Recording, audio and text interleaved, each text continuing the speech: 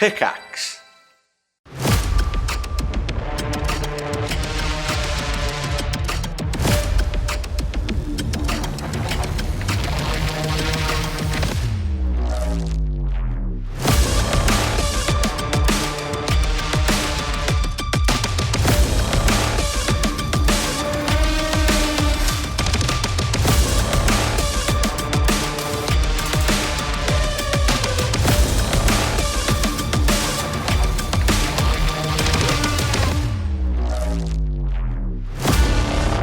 The galaxy was supposed to save us.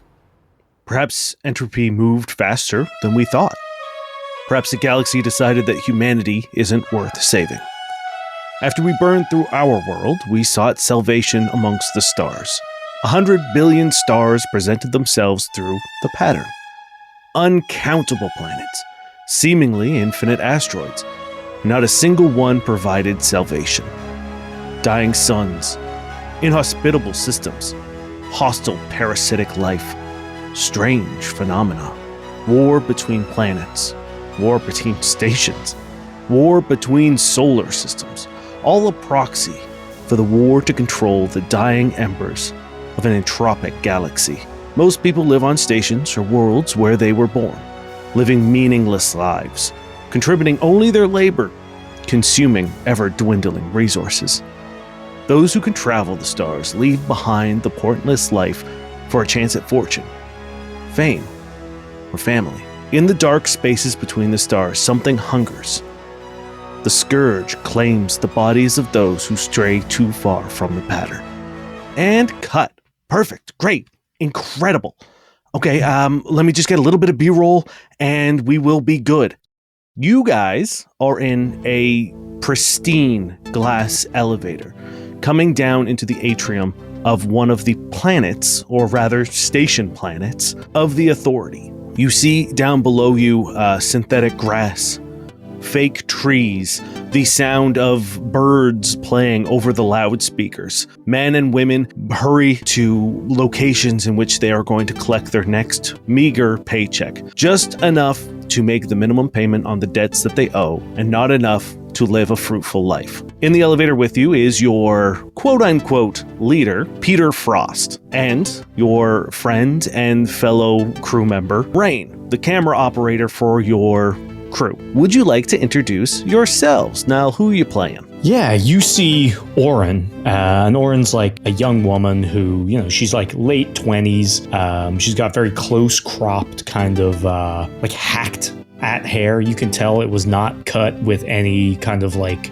thought put into it. It was very mechanical. This needs to be shorter so it doesn't get caught in the gears I'm working on. Despite her size and this big like lumpy kind of like coat that she's wearing with like many pockets and like a welding torch like slung on her belt. And she's quite big, but she's like shrunk down you almost wouldn't notice her in the corner where she's very like reserved. And you see quite notably that she has these large like bulky leather gloves that you can tell added material has been like sewn to bring them right up to like her elbow. Ryan, please introduce yourself. Yeah, so also in this elevator is Zax. Zax is an old man, rare in these parts. He's maybe 5'4", skinny as a bone. He's wearing overalls with a dirty white t-shirt underneath it. He's got a bunch of anchor tattoos on his arms, just like the same anchor over and over and over again. And it's the future, so no one knows what those are anymore. Exactly. He just saw something he saw once.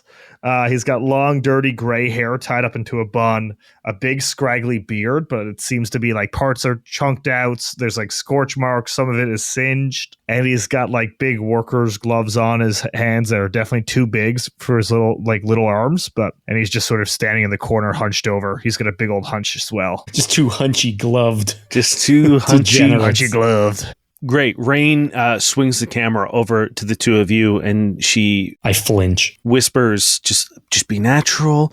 Be natural. Don't do anything weird. What are you doing? Okay, My never mind. hands, I'm just thumbs up, both of them. She lowers the camera and you hear it beep, and she says, we'll pick up something later. And Frost turns around and says, all right, guys, this is going to be a big one for us.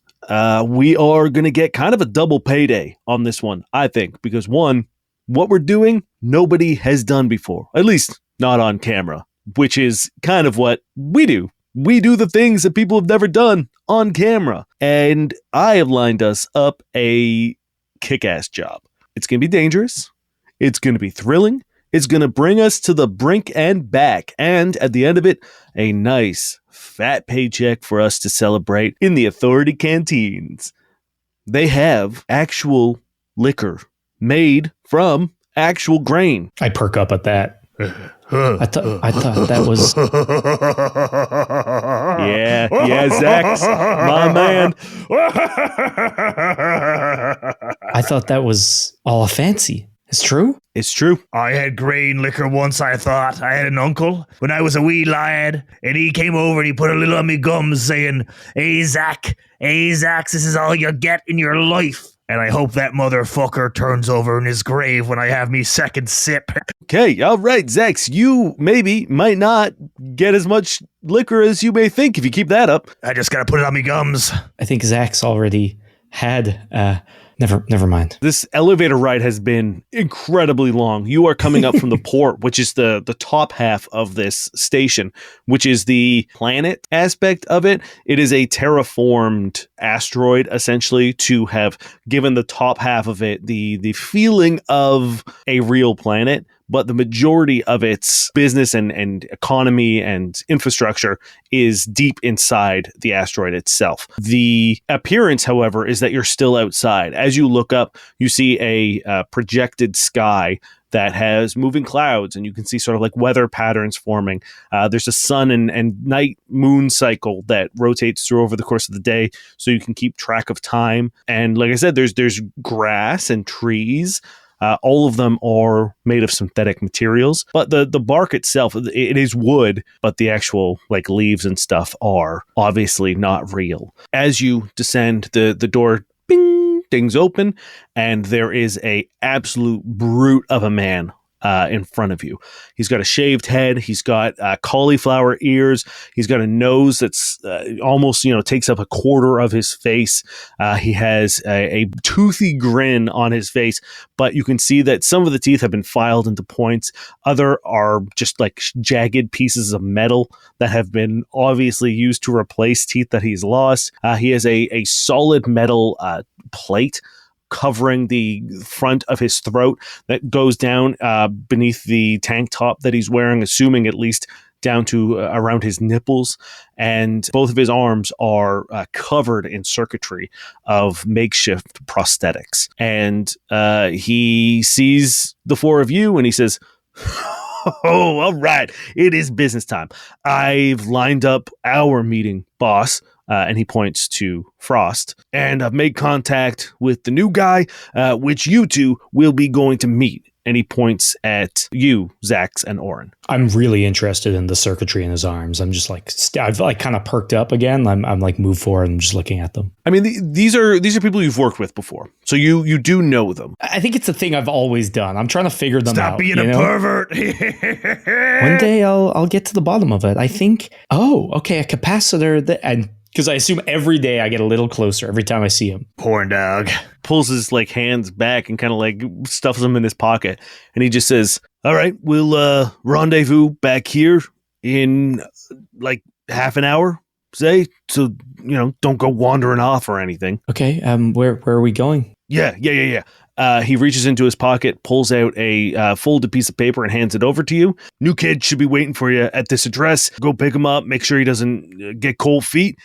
We meet back here and we will hopefully be in business. Yeah. Do we know what we're doing? You don't. All you know is your crew is a media sensation, quote unquote. And then they're broadcasted out over the comm wave for people to watch. Frost is this like larger than life personality. He books gigs and jobs. Sometimes people are just paying him to like do a thing for the sake of him doing the thing. Like they don't really give a shit. But this is a job that he's been working on for a very long time. And you have now just gotten sort of the green light on it. But he's been keeping it very secretive. And you're not sure if that's part of it or if he just wants like legit reactions from you guys when they start filming it. So I should have picked a non-shy character is what you're telling me. I should have picked not a freaking lunatic. Again, Frost has put this team together for a specific purpose, and he thinks he's the star of the show. Perfect. Yeah, Oren could be very much like, as part of her engineering duties, also like dry ice and like fans and like the more practical effects. Yeah, you guys are there to make sure that he could do the things Perfect that he's meant to be doing, not necessarily there to be co-stars. In fact, perfect. Specifically not there to be co-stars. He wants the spotlight on him. One time they saw that my great-great-grandson saw the side of my face and thought I was a movie star. Had you also rubbed liquor on their gums? I'm not rich. Frost reaches out and puts a hand on your shoulder, Zax, and just says, not yet. Not yet, my friend. All right, onwards. Oh, hey, guys, remember, we're in authority territory here. Yeah. Zax like looks around very skeptical. He says, Corsac is going to be everywhere. This place is crawling with it. All right? So do not do anything that will draw attention to you, because they are a shoot first, ask questions never kind of guys. And ladies, they're equal opportunist oppressors. Yeah, I've been shot by him too, yeah. I pull my gloves up a little bit higher. We know, boss, we know. Not our first rodeo, remember? Great. Just always want to make sure that my familia is safe. He gives both of you a friendly sort of like pat on the shoulders, 180s on his heel, and says, all right, Rain, camera up. And Rain puts the camera back up and follows the two of them, Jost and Frost, off to wherever they're going. All right, Zax, you are good with maps. Yeah. Lead the way. Do we have a map? You have an address. But you are able to sort of pull up a map on a directory nearby. Okay. And it seems to be leading you guys to a fairly wealthy neighborhood. There is a pretty clear line divide of what is in this sort of underground living community. And it's separated. The workers are on the far left, and then sort of the wedge in the middle is businesses, corporate offices, sort of all the infrastructure and economy stuff. And then on the far right is the estates. These are the places where the rich and influential live. However, the most powerful people live in the lair above. There's a sort of almost like a ringed plate that covers about a half of the top of this big underground community, and that is the higher echelon of people. Those are the people who work for the core system authority, the people who work for the conglomerates and mega corporations. All those kind of folk live up there. I don't get being rich. Or for someone who doesn't get being rich, you seem to be trying awfully hard to get there. Think of it, so liquor. I can spend every single penny. Yeah, but what's the point of watching the galaxy turn into darkness and fade if you're not out witnessing the madness firsthand? Well, I think the point would be to not witness the madness. I think the point would be to be comfortable and happy, well-fed. Until what? Drink good liquor. Until you die. Hope that you die before the universe gets you. Yeah, that's not going to happen. Look at me. I've been trying to die this long and I'm still here. Don't worry. I don't think you have long left. She like kind of punches you on the shoulder, but it's like really strong. Oh, sorry. That's what 3 crews ago said. Did they all fucking die? Yeah. Well, good to know that you're a bad luck charm. Not the first time I'd be called that. And I just sort of walk into the rich neighborhood. It's not too far of a walk. This place isn't that big. It's more tall. It's a lot of like upward building, except in this area. This area, you might be, the buildings themselves are about 3 high, as opposed to the office buildings that are like, 70, 80, 100 stories. And the same thing with the workers. The workers are all, in these massive mega towers. Crammed in there. Yeah, like tiny shoebox apartments. And you're looking at like maybe 100 people per floor. I thought this was a dystopian future, not Toronto.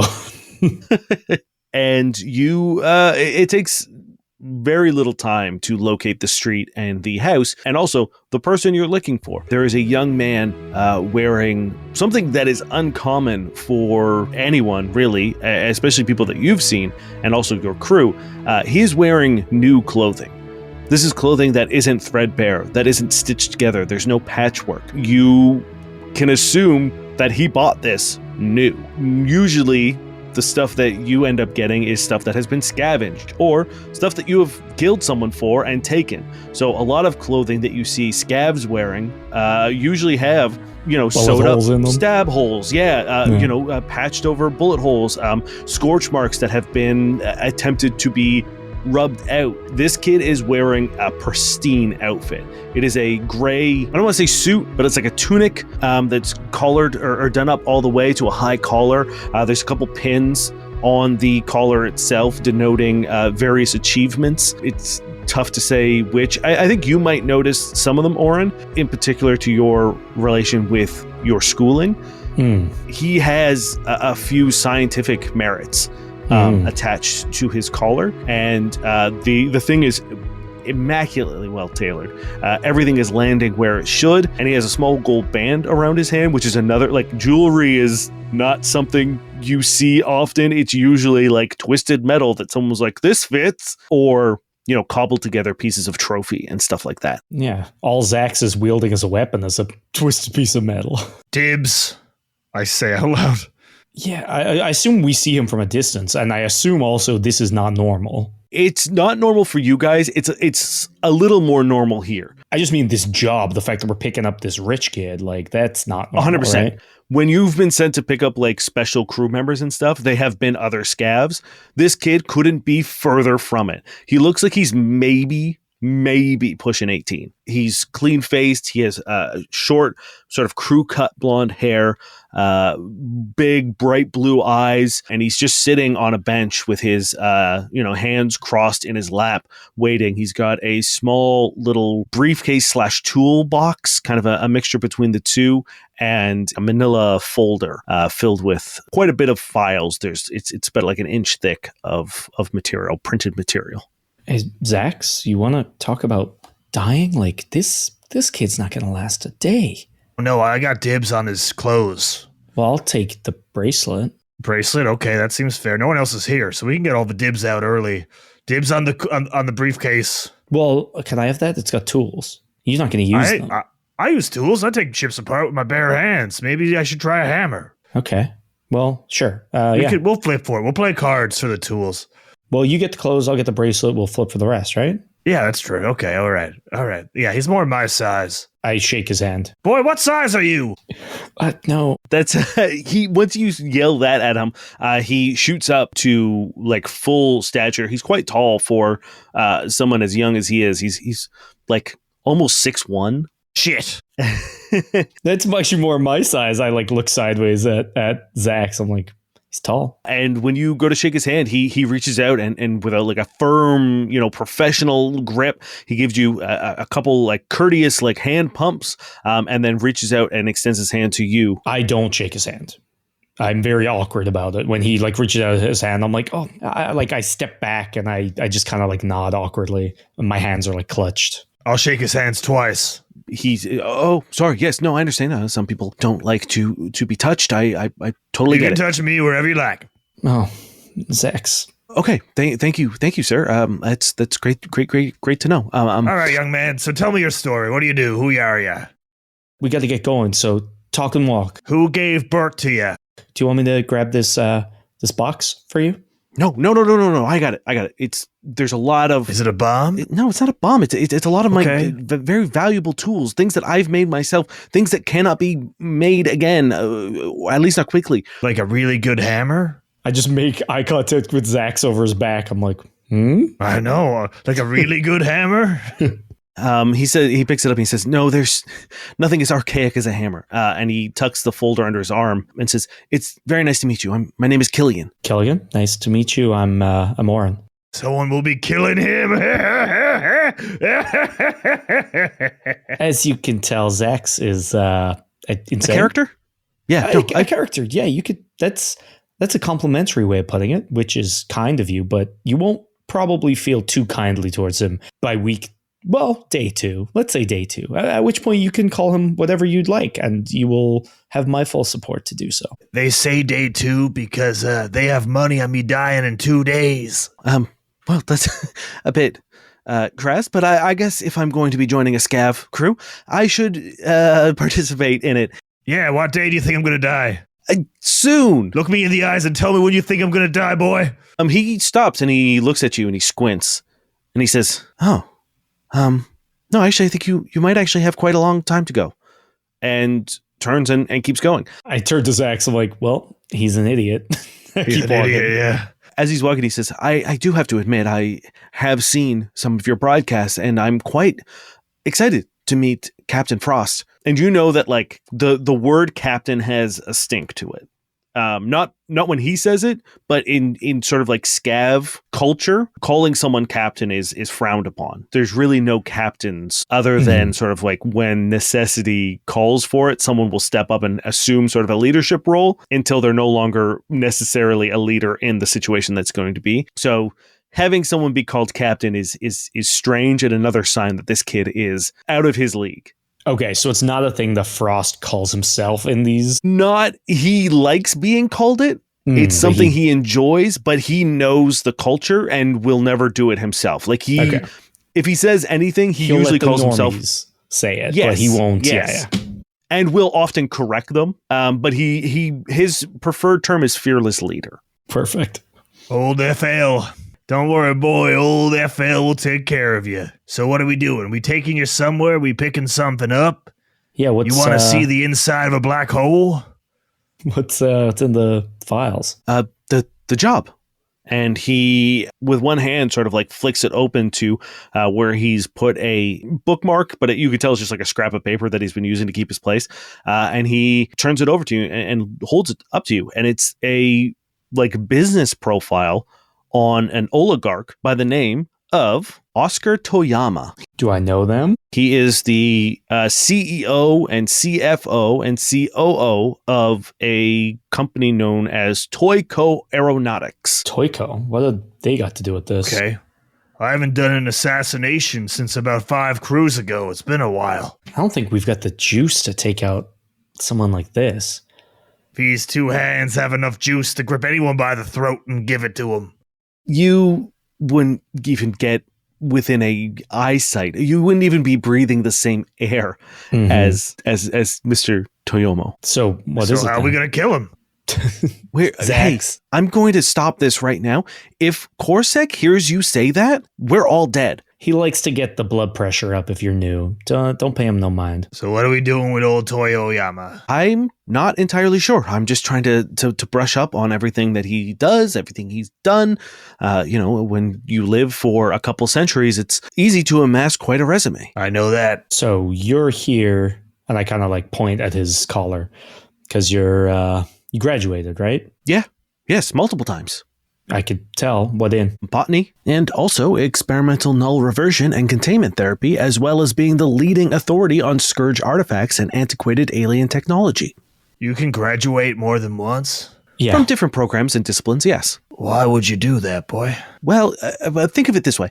You graduate every time you learn to destroy something or kill someone. I graduate every time I learn everything about a topic. Well, then I may as well be dean of the whole university. And somewhere you might be. I slap him on the back and I just keep on going. You almost launched this kid. Like he's got no legs underneath him. He is like double the height of me. Yeah, it does not matter. This kid has never been touched probably in his life with any sort of force. Never been touched, boy. That's a sin. Hopefully you get that. Zach. Hopefully it happens before you die. The face that Oren's making right now, considering you've once said, never been touched, that's a sin, and you can touch me wherever you like to this poor man. Yeah, he's like beet red, and you can tell he's getting incredibly uncomfortable. Just in time, you hear, "All right, you got him. How are you doing? Killian, it is a pleasure to meet you." And Frost shoots his hand out and once again gives him this like handshake that nearly knocks this kid over. Just the sheer force of the first initial connection. And you've shaken this kid's hand before. Like, he's got a good handshake, but Frost is just like whipping this kid around. And Rain is at the back, sort of circling around everyone as they, make their meetings. Frost points to the big guy and says, "This is Jost, He's sort of the muscle. He's our brute, our enforcer. Of course, you know Rain, who is our producer / camera op, and again, you've met my two associates here. We've got Zax and Oren. That's the crew. Well, there's also Christoph, but he's on the ship, and you'll meet him in a moment. I think you two will get along like a house on fire. A bunch of brainiacs, right? I grew up on a planet with a lot of volcanoes, so our houses were always on fire. That's Zach's trivia for you. We have a little book that we've been compiling, little facts that Zach's just kind of says to us. Yeah, which would be great if any of us could read. Everyone just kind of like looks around uncomfortably. Was like, that was a joke. Great. You guys can read? Oren, I was very concerned considering you do a lot of our engineering stuff. But you know I can read. That was what was funny, Frost. Never. Okay. No, you're right. I'm sorry. I shouldn't have tried. He says, all right, everyone, group huddle. We are going to go on a incredible job. Like I said before, this is going to set us up for life. Now, Killian, I know you've already got a pretty sweet gig here, but who doesn't need a few more coins in the pocket? You know what I mean? Spending money for you, I guess, and life-changing fortunes for us. We have been hired. We're in the talks to be hired by none other than Oscar Toyama. To do what?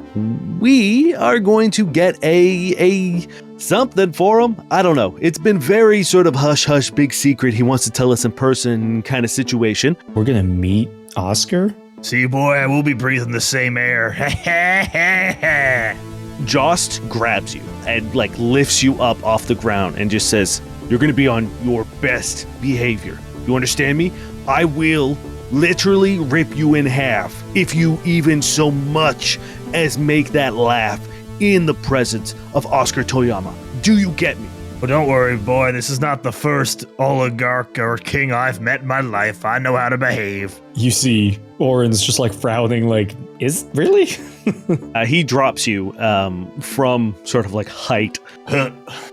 Yeah, but Frost says, however, before we do that, I had to see a man about a horse, and that horse is ready to see us. So before we meet Toyama, let's head on down to a canteen and have a little beverage with someone who may give us some important leverage. Let's go. Frost turns. Rain, you're going to sit this one out. And Rain is like, okay, but how are we going to get footage? And Frost sort of drops his persona and looks and says, yeah, we're going somewhere where they don't want to be filmed. And if they even suspect that we may be filming, we're all dead. So let's just keep this one between us. And begins walking towards the sort of worker side of town. And there is I don't want to say a shift in quality. There isn't that. It would be unsightly if just like one half of this place looked like shit. So it still looks quite nice. But you can tell the second you walk in, you can tell there's a dip in air quality. You can tell that the attention to detail to the fake grass and the fake trees like look fake. They look bad, almost to the point where it looks like paper leaves as opposed to like a synthetic, organic material. It's almost like bad quality where if you're looking over from the rich side, you're fine. But if you zoom in, you start to see the pixels. 100%. Yeah, it's one of those things where from a distance, most people will never get that close to know that it's shit. Mm-hmm. So it doesn't matter. But going in there, you can feel like a distinct shift in everything that makes this place nice, quote unquote. And you start winding down. Frost is leading you down sort of alleys. And the second you're sort of out of the main strip that can be seen sort of from the whole atrium, the quality dips even further. The sort of perfectly manicured walls start having cracks. You can see cheap building materials through them. You can see that the expenses were put into the forward-facing facades of these buildings, but the back half, it's almost like walking into one of those like film sets where the back half is like just shitty wooden struts keeping it up. That's pretty much what's happening here. And you guys get far enough back that now it's only the tops of the buildings that maintain the illusion of quality. And the bases of the buildings get quite shabby and get quite low quality and quite bad. In the main base of one of these buildings is a bar that's just called Pips, and there's no bouncer. It's a pretty unassuming bar. You walk in, there's like music playing over some really shitty tinny speakers. There's, I would say, maybe like 20 people in here. The place is big, so it's not that full. And there's a big bartender just kind of polishing glasses, moving things around. When he sees you come in, he gives a slight sort of like eye gesture to a table in the corner where a young woman is sitting. And Frost says, all right, that is our contact. Anyone who doesn't want to be involved in this, you're welcome to sit back. But I do think that this could be quite educational for all of us. And he goes and joins the woman at the table. I follow right away. No hesitation. If Zax is going, I'm following to like keep an eye on him. You see Killian is also following, but is now sort of like clutching all of his belongings and awkwardly looking around, and takes a seat not at the table but kind of on a bench beside you guys. As he walks over, I like nudge him. I'm like, be cool. You're being weird. Yeah, okay. Yeah, cool. You Captain Frost? And Frost says, please, we don't do captains on the skip. And she stares and says, well, it said my contact would be Captain Frost. And he looks kind of like uncomfortable for a second and kind of like shoots a glare and just says, I'm Frost, yeah. We were told that you would have information for us. Once again, she sits there and it looks like she's waiting, almost like there's a delay in, like newscasters talk to people around the world. There's like that weird delay. There's that happens. And then she says, yes, we have information. And then she stands up and goes and sits at the bar, and someone from across the room, a young man, comes over, sits down at the table and says, we understand you're looking for information on Oscar Toyama. And Frost nods, says, great.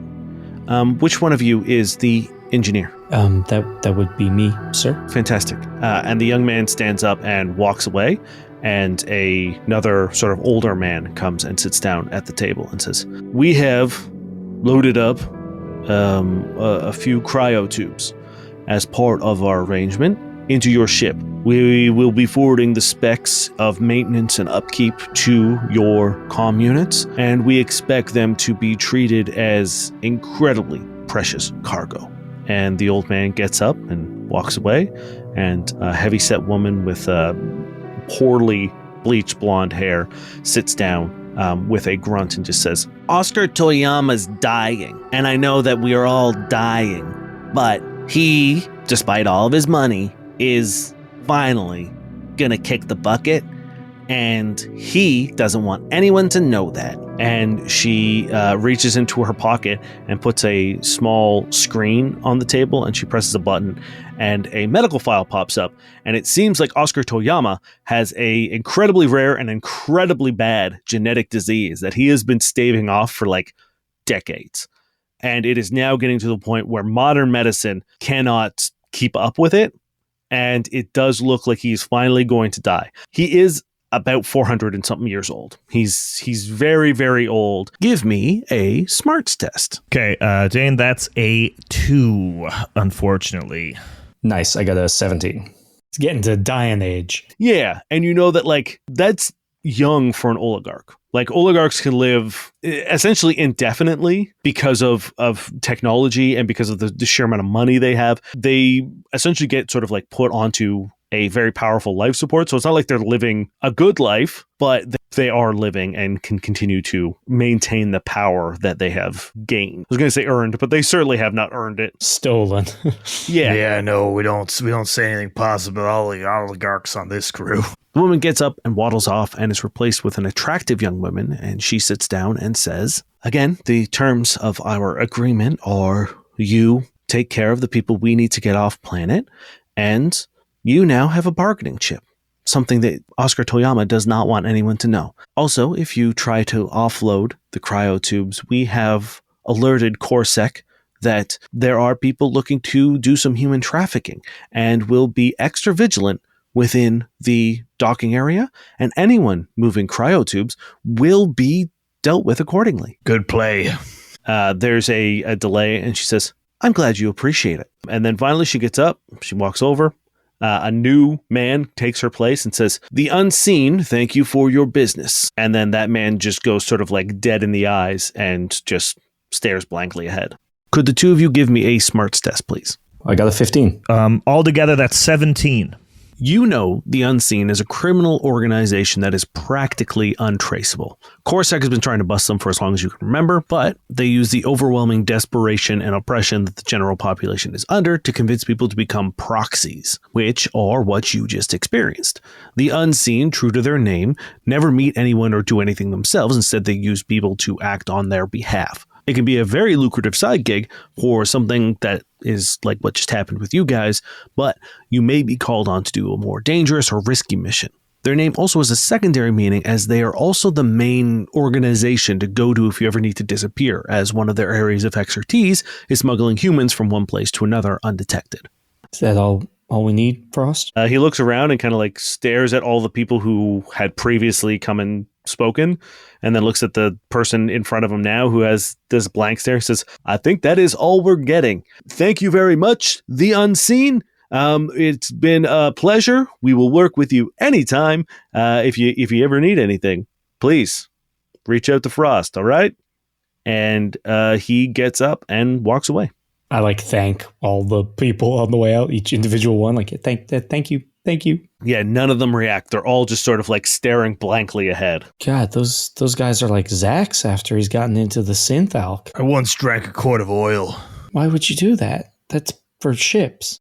Frost pulls out a book and just writes down number 187, drank a quart of oil. Underlines it, closes. I thought it was synthetic rum. Okay, let's go see Toyama. Am I dressed well enough? Should I get a tie? No. This is what we want. We want the appearance of authenticity. He's not going to hire scabs who look good, right? We want to look like pieces of shit. Right. I'd look too good in a tie. And you're doing a great job, Zax. You look like an incredible piece of shit. Zach, you don't... Everyone would want to give me a little kiss. Zax doesn't have a tie. I didn't say anything about a tie. He said he had a tie. I said I want a tie. He's lying. Unless I could get a tie. No. We're not wasting cargo on ties. Again, we want you guys to look authentic. I'm good as is, Frost? He looks at you for a second and there's a small tear in your clothes and just goes, rips it a little bit more and says, beautiful, let's go. She sighs. Jost meets up with you. He was sort of hanging back with Rain, either to protect her or make sure that she didn't try to film. It's unclear as to his role there, but you guys all begin heading over to the massive elevator at the back of this atrium that leads up into the upper section where the oligarchs are. And the second you guys get within 10 feet of the elevator, it dings open and the attendant who is standing there says, I assume this is the party for Frost. It is. We're having a party? Mr. Toyama is expecting you. And he steps to the side and ushers you into the elevator. And as you walk in, you see the plates that would have sort of buttons all have censored names on them, except for Toyama, which is now sort of legible. All the other ones seem to be scrambled. That's fun. Frost presses the button, and the elevator, this one's way faster than the previous one, shoots up, slides to the side, and begins rotating around the ring before it comes to a stop, and it dings open again. And you are entered into a incredibly beautiful lobby. This is where the real trees are. There are bonsai trees, beautiful gardens of different flowers, locusts, orchids, flowers that probably haven't existed anywhere else for decades or centuries. There are living fish, koi ponds, running water features. There's a arched bridge that lead from stone-covered terrace to stone-covered terrace, and there is a large pagoda standing in the middle. And a man wearing a white suit stands there waiting to accept you. And as you approach him, he says, good evening. Welcome to Mr. Toyama's residence. We welcome you, and we hope that you understand that the situation that Mr. Toyama finds himself is particularly compromising, and that your discretion is of the utmost importance. Do we have assurances that what you see and speak of today will remain between just the people in this room? I can't remember what's real or fake anyway. Yeah, we're professionals, sir. Frost nods and says, yeah, my crew is as tight-lipped as someone who's had their mouth sewn shut. Not that you guys do that kind of thing. I've seen that once. It's pretty gnarly. I assume filming is out of the question, and the man just scowls at him, doesn't even respond to that question. Yes, of course, all right. Would we be able to get some B footage of the lobby, at least? And the man thinks for a second and says, I believe that would be okay. And Rain excitedly runs around and just starts filming B-roll of the koi ponds and the flowers, and it's just running around the room. The attendant says, if you are ready, we are just going to need you to step into the next room. And as you walk to this large door at the end, they swing open and you enter into this pristine, clinically clean white room. And there is another door about 10 feet away from you. And the attendant says, Mr. Toyama is just on the other side of that door. And Frost goes towards the door, and you hear vroom, vroom, vroom, vroom, vroom, as 6 people come out of cloaked invisibility, raise rifles, and train them all on you. And the attendant says, oh, sorry. I failed to finish explaining the situation. Gentlemen, you can lower your weapons. It was just a miscommunication here. I am going to need you all to put on these suits. And he presses a button on the wall, and a rack slides out, and they are hazmat suits. Can we put them over our clothes? Yes. That is how they're intended. Yeah. They are just simply to make sure that you do not bring any contaminants into the meeting room. Well, I guess we should leave Zach's outside then. You hear as a gun is raised and says, does he carry a disease? It No. was a joke. Sorry, not the time, not the place. Nothing Sorry, Zach. contagious. It's okay. Frost shoots a stern look at you, and she says, surely my crew understands that now isn't the time for jokes, and looks at the two of you. Yeah. I put on this hazmat, zip it up. Yep, everyone does. There's a moment where you step into sort of a square in front of this door. You are sprayed with some sort of misting chemical, and then you are led into a room which feels more like the first room. It is this beautiful wood paneled room. In front of you, there's a bed, there's a desk, there's sort of everything you would need for a comfortable living situation, all in one fairly large room.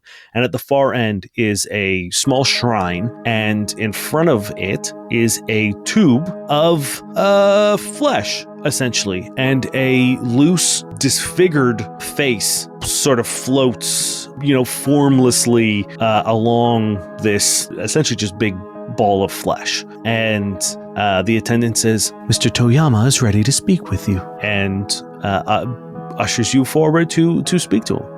And as you approach, you hear through a speaker next to this tube that is, bubbling and gurgling with a thick slurry of a purple liquid. Every now and then you'll see a bubble emit from somewhere on his body. And there are doctors kind of everywhere in this room. And through the speaker you hear, thank you for coming as quickly as you could. I appreciate both your discretion and your haste. And the face inside is barely making movements, but you can tell that there is some sort of technology allowing him to speak, and you can see his mouth faintly and weakly moving as he does. His eyes, however, still look quite alert. And Toyama says, I am looking for a artifact that is said to be residing in a old derelict ship, buried on a planet far beyond the brink. Hopefully, you are as useful as you say you are. and a doctor wheels over a screen and shows you these really low quality sort of satellite photos of a gray planet with a jet black obsidian structure sticking out of it. And he says, my team has done the necessary excavations to allow entry. Your job will be to enter and recover the artifact. Do you have any questions? And his eyes sort of scan around the room. I look at Frost. I mime to Frost that I'm about to say something unless he does. What's the artifact? I cut in so that Zax doesn't say whatever he's about to say. It is tough to say what it is and what it looks like exactly, but it is a container of sorts. I am told if the rumors are true, it will be obvious when you see it. And then once again, those satellite photos flip over to various renderings of what this thing could look like, and all of them kind of look like Egyptian urns. If you've ever seen sort of like the vessels that they used to sort of like put the soul in. They're like these black ornate vases and urns with different style top airs. But all of them, it seems that you're looking like for a jar of some sort. Frost says, it seems pretty cut and dried, Mr. Toyama. Let's discuss payment. And I understand, not to be too forward, but this seems like a request that has a ticking clock on it. And he sort of makes a pointed, facial expression and nod towards Toyama. The eyes from this fleshy blob narrow and says, yes, I suppose that it does. Your payment will be generous, and if it gets here ahead of schedule, I will double it. And a alert goes off on Frost's phone, and he looks down, and you can he almost gasps. He makes a noise and says, right, well, that will be sufficient. Thank you very much. Gentlemen, ladies, do you have any questions? No. Zach, ask it. I don't. No, okay. I'm good. I'm okay. I trust you know everything that we need, Frost. So let's get going. I want to get that bonus. As you are leaving, you hear Toyama behind you say, if you're thinking about selling to a higher bidder, remember that my reach extends further than you would think, and it will rest in my hands at the end of the day. It just depends on how alive you are at the end of the next. Well, the people say you've got more money than God, so I don't know who can outbid you, sir. Ha ha ha. He laughs and says, God is a pauper compared to me. And you are then ushered out by the attendant. You are sent back down the elevator. Rain finishes up, shooting her B-roll and joins you. And you are sent back to the very slow elevator back up to your ship. I miss the fast elevator. I gotta say, God is a pauper compared to me is a pretty hard line. That's pretty great, yeah. It's a pretty hard line for this flesh man in a tube. It's also just a disgusting thing to say to these very poor people who have to go risk their lives. So, yeah, Oren's feeling some kind of way about it. Yeah, so I'm pretty sure he wants to huff ashes. That's such a wild jump from what we know to that. What do you mean? It's an urn. What do ancient people put in urns? I don't know, but why would you huff them? Ashes. Why would you huff them? Have you huffed ash? Well, he's gonna die. You're saying it to me. You never wanted to huff some human ash? You're saying it to me in a way that makes me know that you have huffed it, and now I think you're thinking... I grew up around volcanoes. What do you mean? Okay, there's ash and there's ash. Well, yeah, I had a cousin fall into a river of lava right in front of me and may have got a little bit in my nose. By accident? You just hear Killian say, good Lord. I'm not gonna comment on that because I don't really remember what happened. Okay, well, you're making me doubt. That's all I'm saying. Killian, do you think he's gonna huff some ashes? Yeah, does it say anything about huffing ashes in your files, Killian? No, sir. No huffing of ashes. Well, maybe they're alien ashes and he thinks it's going to make him live forever. I didn't even know that Mr. Toyama was boneless, I guess? Or so far devolved?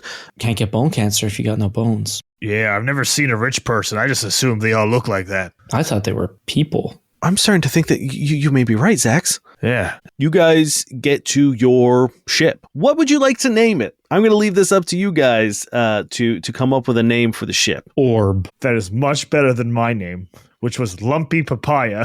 Lumpy Papaya. What do we think? Where do we think we got the ship? Is it like, I assume it's not custom built, obviously, because we're poor. It's got to be something we inherited. Yeah, in the world of Mork Sol, your ship is sort of like just barely held together from mission to mission, to job to job, to scav to scav. It is not a beautiful ship. It is not a well-made ship. It is the only thing keeping you going, and the only thing keeping it going is you. So it is makeshift parts. It is bolted on scrap. It is scavenge parts from other ships that either you've destroyed or found. It is not a sight to be seen other than the fact that it is your home. What do you think? The last drop. Drop. The last drop? I like the last drop. Frost extends his hands as the ship gets raised up from the hangar, and he says, "There she is, the beauty, the last drop. Love to see her. God, she's a beaut." So beautiful. The hangar door opens up, and you see a sort of portly, middle-aged, middle-sized man that you know as Christoph, who is your medical officer, and your sort of like resident doctor. Whether he is an actual doctor or not, you don't know, but he is handy with a stitches. Scalpel. And yeah, he hasn't let any of you die yet, so he's as close to a doctor as you've got. And You would love to see what we saw up there. what do you mean? They got stuff that makes your setup look like Legos. Yeah, I mean, man, I don't know if you know this, but like, I'm running with bare minimum. They had brand new hazmat suits for each one of us just to walk into a room, and then they just took them back. They probably burned Yeah, they them. probably had to throw mine out afterwards. What'd you didn't do in there? I did something unholy. Guys, do you not understand how rich oligarchs are? No. They had fish, and I don't think they were for eating. Yeah. Okay. All right, man. This is depressing me. And he turns around, and you see that he has hooked up in the sort of like the back cargo area. There are 4 tubes of cryogenically frozen people.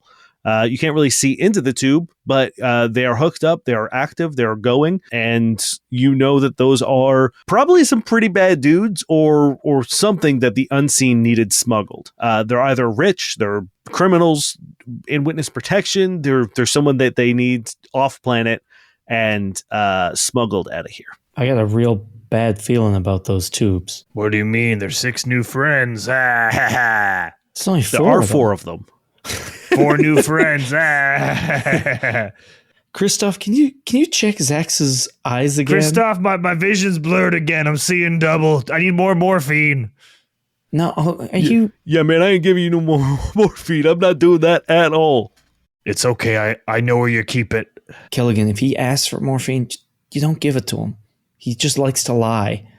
All right? Killian, what if I was dying? I'm an old man. Maybe it was my last thing I need. Maybe I'm in so much pain. Guys. Hey, Killigan, I'm not wait, a wait, doctor, wait. and I don't have morphine. Relax. What do you mean you don't have morphine? He came here without morphine? If he asks for something and he's dying today, you give it to him. Tomorrow, you let me win that money, okay? It's true. It's a lot of money. I've been keeping a little stash with all my crews. It's probably a lot of money. I refuse to count it because it's not my money to keep. Rust steps in and just says, "Okay, let's focus up, teams. We got a long journey ahead of us. We're going to hit skip pretty fast the second we clear safe distance from this place, and we are going to try to make landfall by the end of the night. Are you prepared to go?" Yes. All right, fantastic. Wrap it up. You know that while you were dealing with business down below with the rest of the crew, Christoph was resupplying the ship with essentials like food, water, ammo, and fuel. Typically, this is where we would do a cargo roll, but in this case, we're going to do that a little later.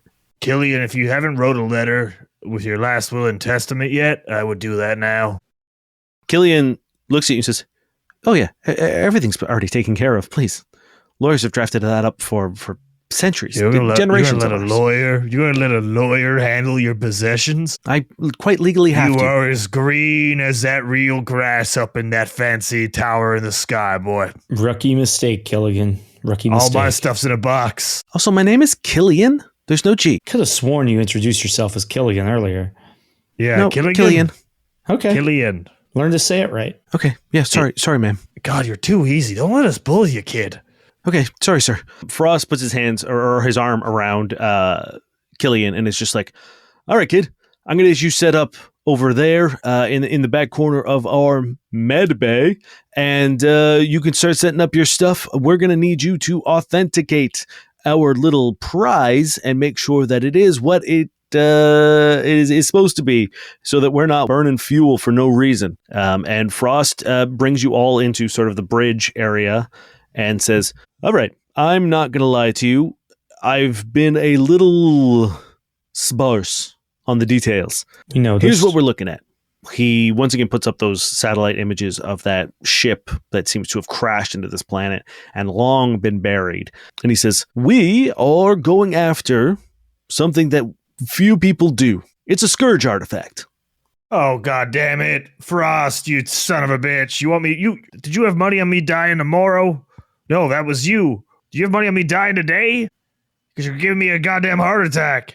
This is a scary thing for you, but I have hired the foremost scholar on scourge artifacts and null sickness and all this stuff.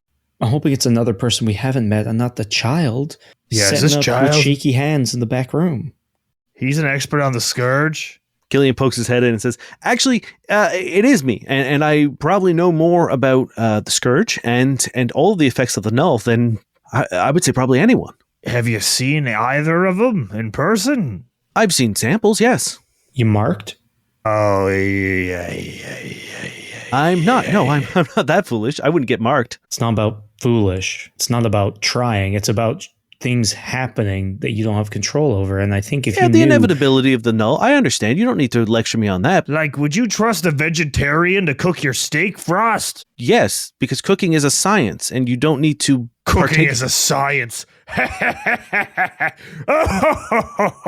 And now you're telling me that the ship repairs a science too. So I wouldn't really lecture the guy who's gotten multiple PhDs, especially not when you can't count how many tanks are in a room. PhD. And, if you're going to be careless about things and get null marked, then I think that's also your own fault. Frost, tell him to dip back in before I do something none of us are going to enjoy. Oh, is that what you're hiding under the gloves? Null marks? Cool. I punch him in the face. Great. Roll me a attack. That is a 12 on the money. Great. Roll me damage. How much damage you want? D4? Oh, no, sorry. D2. D2. Yeah, I do 2 damage, but I do 2 extra damage because I have strong arms. He goes down and hits his head very hard. Can I pull my punch slightly so I don't kill him? Did you want to? Yeah, I just want to knock him out. Or even, I didn't even want to knock him out. I want to just hit him in the face. He's being a dick, and he needs to learn. You hit him hard, and he goes like flying back and slams into a shelf. And Frost says, hey, whoa, I save it for the camera. God damn it, Rain, please tell me you got that. And Rain's like, yeah, I got it, boss. Because I can do it again. At least someone here is worth the money we paid. Killian, please come in and stop rattling everyone's cages and tell us what we need to know. I help him up and I say, that's just a lesson in being kinder or smarter, whichever way you want to look at it. He looks at you and just says, kinder then. Great. I pat him on the back, bring him towards Frost. He stands at the table with sort of like a bunch of stuff on the screen, mostly like the screenshots and stuff that you said. And he says, well, since I lack the experience, Oren, could you please explain what we're doing? And he just looks at you. You can see his hands are shaking, but his eyes are like almost watering with anger. And he says, please. Getting the Scourge artifact from the place we were shown. Well, we all knew that. Yeah. Yeah, Zax, would you exactly. like to take a swing? Yeah, we're all gonna fucking die, boy. I was sorry. Is this the point where you extort us with your knowledge so that you can be a dick and run roughshod over everybody? Is that really your plan for this trip? Well, I'm just saying you guys all thought that because, you haven't died yet and you got null marked that you know more than me. So I'm just willing to say if you don't need me here, I'm happy to get off the ship. See, this is why I don't like rich people. Yeah. People with wealth. We saw a soft kid who's never done anything in their life, probably. Do you have a callus on your hands? And you're going somewhere very dangerous, and we were understandably worried about that. And you chose to take offense about that and start to try to make things personal. And now you're upset because you got punched. So He laughs and he says, "Oh, I'm sorry. I didn't realize people getting upset about things getting personal. Surely, maybe I should have just swung on you then? Since you're so evolved beyond be taking my things guest. personally?" I Go would ahead, love if try you to swung swing on on me. her. See what happens. And I'm sorry, again, if you want to take this back, you're going to swing on me because we were concerned that someone with no experience on this. Yeah, you have experience in science. I get that. I noted that earlier with your collar. You need to take a breath and take a step back when you realize that going on an expedition like this is dangerous, and us being concerned about you is a normal thing. I don't know why you think that's enough offense to swing on me. Well, so interesting. This seems a little bit revisionist. There was no real concern. There was mocking my knowledge on the subject. When I said I was an authority on this, you said that I wasn't because I've never done anything, which is categorically incorrect. So if you would like to keep twisting the past events, that's fine. But just know that the lecture is kind of falling on deaf ears on the people that might need to hear it. Or just types like this. It's all blah, blah, blah, blah, blah, blah. This is why I don't like to talk. He needs to feel emotionally superior. Let him. Well, I think he already does that, Zach. Yeah, I know. Let him do He his. smiles let it and he says, "Yes, because no one running their mouth getting anyone into trouble would be on this ship." Hey, don't worry about it, Orin. We know what's going to happen here. Yeah, okay. Look, Yeah. are you going to do your job? If you'll let me. Great, go ahead. We've done nothing but let you do that, boy. Fantastic. And he plugs in a sort of like data stick into the console that's showing you, and a whole slew of like windows and files and shit like kind of like spread out. And he puts his hands on it and pulls it up and begins sort of like sorting things around until he has 3 files on it. And he says, "As I'm sure you all know, the Null has sort of an inevitable grasp on everything. Everything will be consumed by Null, and that is the unfortunate truth that we all live in.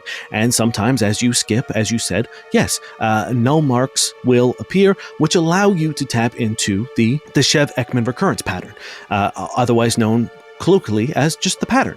And that will allow you to see things. The pattern gives, the Null takes. And when we find particularly dramatically touched Null objects, they become Scourge artifacts. The way that living creatures become Scourge when they are exposed too far into Null sickness. All, I assume, common knowledge for people, especially going out into the brink, traveling out into bad places, as I've been assured that you all have. What commonly is unknown, however, is that it's not just artifacts or objects that can be infected by the Null, but also data. And he opens a file, and you hear a ear-piercing screech come through the comms, comes through any device that you have. The whole table begins sparking and smoking, and he says, "Data can be affected by the Scourge." Yeah, my hands flinch like weirdly when that sound comes through. Yeah, and like quite literally anything electronic is freaking the fuck out, and you can see these pixels beginning to creep their way to the edges of the screen and down towards the console. And he says, "Now, would any of you people who have all the experience that I don't like to stop this threat?" And looks at the two of you guys. And Frost is like, hey, if this is going to blow my ship up, can you stop it? Please, someone stop it. Anyone stop it? And he says, "Yes, please. The more experienced people on the crew, I'm sure, know how to handle this. I'm just a kid who doesn't know anything." I'm just staring at him. Frost, this kid sucks. And the data is beginning to creep ever closer to the edges. And he says, "Or you could say, maybe I know more than you about certain things." No, let it happen. Yeah, that's fine. He waits, and the data begins creeping over and touches the walls. And Frost's like, please, I'll double your rate. Please stop it. Killian is just sort of like dead-eyeing you and just says, "If anyone needs me, I'll be setting up my lab." And he leaves, or begins leaving the room. Yeah, I'm not letting this kid fucking bully us. Cool. The bridge table explodes, and you see the whole metal on the edge rip up. The glass shatters and shoots glass everywhere. Can't believe this whole campaign's gonna be done before we really get into it. I'm going to put a dick NPC in and bully you guys. It will be an agility roll, please. Cool. 12. 13 minus 1. Well, the 3. All right. You take 3 points of damage as shrapnel and glass shoot out. And once this happens, fucking Killian realizes his bluff has gone too far and his chicken game has backfired, and he rushes over and does a thing. It's hard to tell what it is, but he pulls out one of the tools from his toolbox and like slams it on the table, and you hear like and like this horrible noise as those black data cubes sort of like fold back into and seem to like absorb into this little box. And he says, okay, maybe I overstepped my bounds there a little bit. Zax has like a piece of glass like in his like skull. It's like bleeding down his eye and like near his cheek, and he just sort of like licks it a little bit, being like, still alive, I guess. Oren's hands are like still twitching, almost like you could tell every other part of her is like still, and she's just like breathing heavily, but her hands are like spasming, like she doesn't know, like she's not doing it. Frost is just like he stands up from behind one of the counters and is just like, what the hell, guys? Jesus, is this? I look at Zax. I'm just like, kid has balls. All right, kid has balls. I appreciate it. Good. Now we're all getting along. Fantastic. Great. You see Rain has a like shard of glass in her hand that she used to cover the lens of the camera to make sure that it didn't get damaged. And she was like, fuck. Christoph! And she goes out into the room, and Killian looks at you and just says, sorry? And Frost looks at everyone just like, all right, everyone, quarters, we're gonna get going. Please just, everyone cool off. Go take a breather, a tight 5 to relax for a second, all right? To explain something mechanically, when I got hit by glass, I rolled a d2 to reduce damage because of my armor, and I ended up only taking 1 damage. Okay, nice. I like pull out a little piece of paper and I write injured 2 and I like stick it up on the wall where there's like everybody's first day injury like tallow. And he's pretty high up there. Most people like 0 or 1. I think Zax is about 4.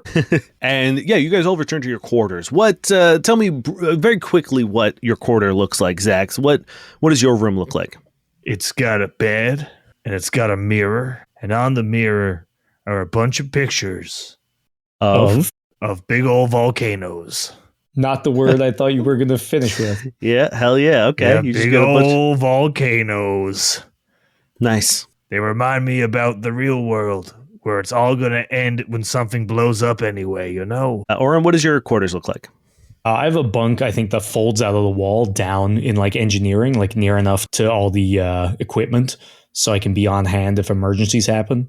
And it's like I shuffle the bed to the left, like towards one of the radiators when it gets cold, and I shuffle it to the right, and I can press up against the side of the ship when it gets hot. But it's pretty bare bones. There's just like schematics and shit up on the walls. You hear over the intercom Frost say, "All right, team, we're gonna hit null very shortly. We're gonna activate skip drive. We've cleared the station, so everyone buckle in, and if you say a little prayer, now's the time to do it."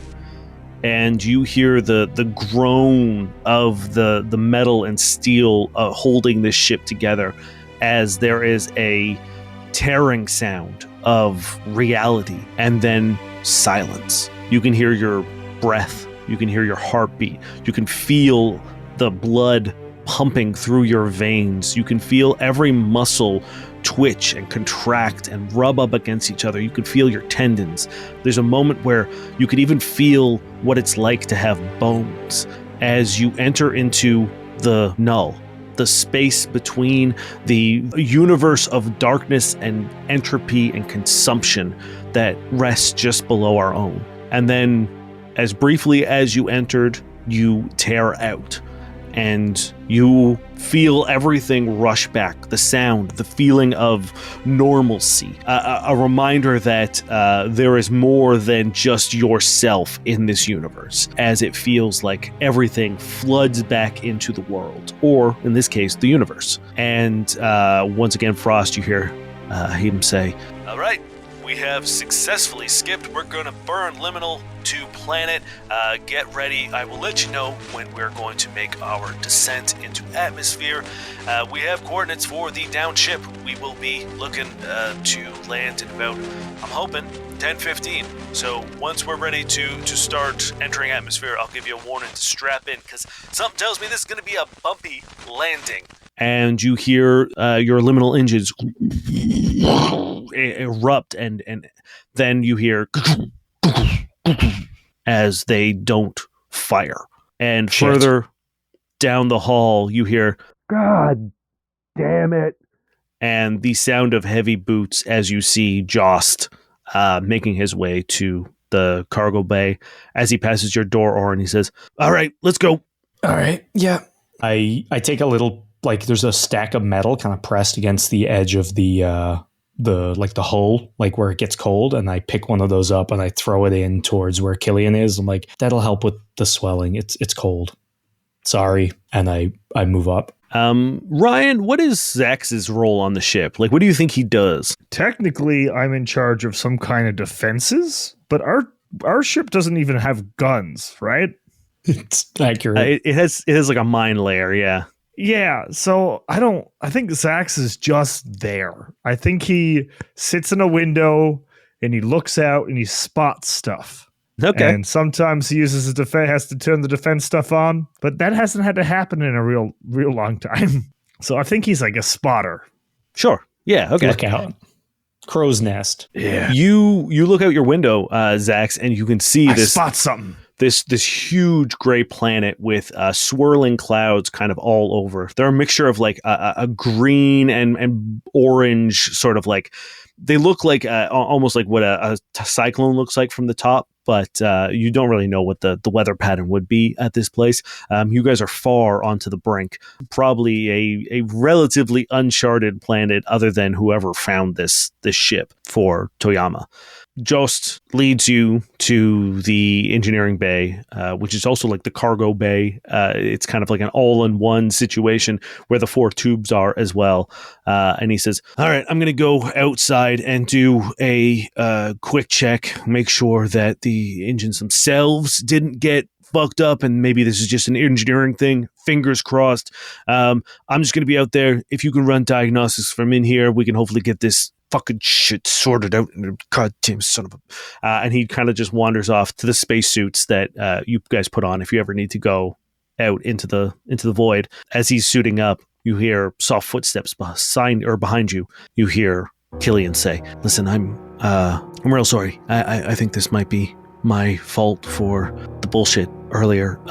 It's tough for me. I've been discounted and sort of, pushed aside by everyone within the school, within academia, just because I'm young, just because, where I come from. And it makes me see a little bit of red. So I would like to help, is what I'm saying. If there's anything I can do to fix this problem, it might be my fault. So I would like to help if you need an extra set of hands."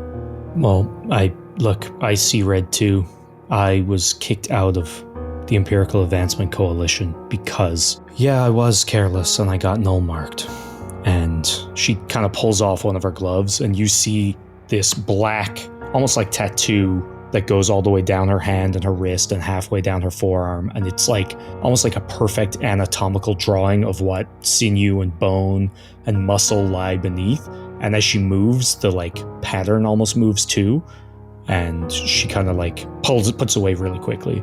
And you see her flush. She's just like, "I lost my chance to not be this. And people don't want me to even touch them. People don't let me near them. So when you were running your mouth, I got offended too. And I'm sorry I hate you. Although in this line of work, you gotta learn to get hit sometimes. But can we call it even or quits or pick it back up when we get back?" He nods and he says, "I'm willing to shake on it." And he holds out his hand.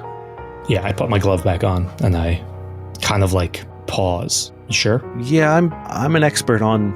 No, it's not contagious. Wish everyone knew that. And I very awkwardly shake his hand. She does not have the practice. You see Jost gets into the airlock. You see him go through the decompression stages, and he tethers himself, and goes out. And over your radio, you just hear, "All right, comm check. 1 2 1 2. Comm check. You hear me? Comm coming loud and clear. How's it looking? I mean, looking at it right now, it doesn't look like it's hit any sort of structural or mechanical problems, but maybe, okay, you guys run diagnostics, we'll see. If it's an engineering thing, I'm just going to come back in, but right now it's looking like green light out here." Any ideas off the bat, Killian? The null that I sort of released, I call it a null breach. It's a sort of like a data breach, the same way that like you can overload a server with data or anything like that. It's a similar sort of thing. So I'm worried that perhaps a little bit of the bad code, I guess, got into the circuitry. So if you want to get to your engineering panel, I have another containment unit that I can put on, and that might just solve the problem right off the bat. Yeah, sounds good to me. Cool. Yeah, you guys go over, you open up the engineering thing. He takes out a smaller version of what he used on the bridge table and puts it on, and you see it doesn't react to anything. But you do notice that it essentially just needs a reset or like a reboot. The system shock was a lot, and the thrusters sort of are disconnected and just needs a system reset.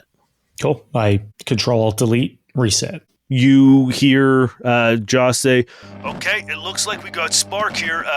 Do not fire off the engines right now." Okay, firing up engines. You hear him say, "You fucker." And then you hear, "Oh, shit. Oh, fuck. Okay, get me in. I start like jamming the button that's like reels him in. Yeah, you hear him being like, fuck, get me in, please, come on. There's something out here. I run to the like airlock door as he's like being wheeled in. As he gets in, he closes the outside airlock.